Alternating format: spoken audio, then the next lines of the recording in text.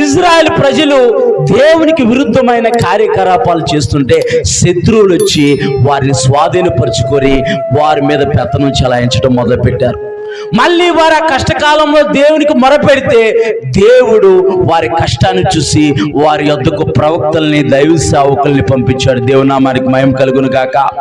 కష్టాలు తెచ్చుకొని దేవుని యొద్దకు రావటం కాదు, కానీ కష్టంలో అయినా, నష్టంలో అయినా, బాధలో అయినా, వేదలైనా, దుఃఖంలోనైనా యేసు ప్రభువారిని కలిగి ఉండటమే గొప్ప ఆశీర్వాదం. దేవుని నామానికి మహిమ కలుగును గాక.